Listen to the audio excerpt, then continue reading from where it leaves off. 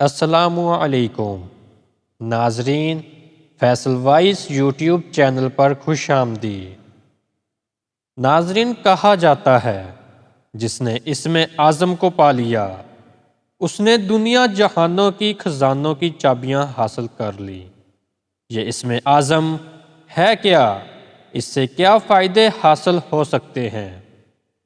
یہ اسم اعظم کیا ہے جس کو حاصل کرتے ہی زمین و آسمان کے سارے خزانے ہتھیلی پر آ جاتے ہیں؟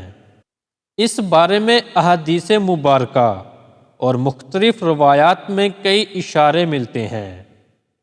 اسم اعظم کی کرامات کا اندازہ لگانے کے لیے حضرت سلیمان علیہ السلام کے دربار کا وہ واقعہ بہت اہم ہے جب سلیمان علیہ السلام کے دربار میں موجود اللہ کے ولی آصف بن برکھیا نے اسم اعظم پڑھا اور ملک سبا کا تخت چشم زدن میں حاضر ہو گیا۔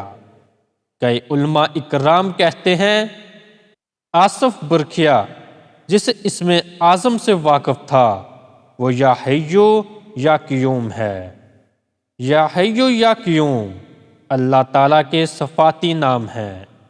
الحیو کے معنی زندگی یا حیات کے ہیں اور القیوم کا مطلب ہے ہمیشہ قائم رہنے والا۔ ناظرین، قرآن مجید میں 3 جگہوں پر الحی القیوم آیا ہے۔ سورۃ البقرہ کی آیت 255، سورۃ آل عمران آیت نمبر 2 اور طٰہٰ آیت نمبر 111۔ ناظرین، ابو داؤد اور نسائی نے ایک حدیث نقل کی ہے جس سے اشارہ ملتا ہے کہ اسم اعظم الحی القیوم ہے۔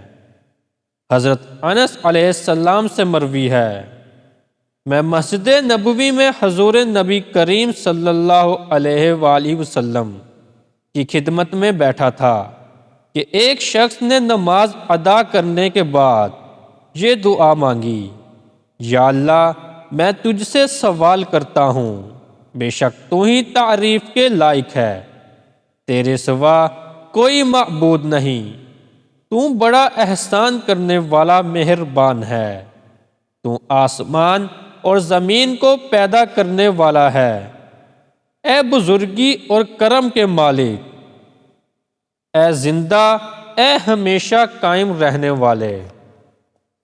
جب اس شخص نے یہ دعا مانگی تو حضور اقدس صلی اللہ علیہ وآلہ وسلم نے فرمایا اس نے اللہ تعالیٰ کے اس اسم اعظم کے ساتھ دعا مانگی ہے، اور اسم اعظم وہ مبارک اسم اعظم ہے کہ اس کے واسطے سے جو بھی دعا اللہ تعالیٰ سے کی جاتی ہے وہ ضرور قبول ہوتی ہے۔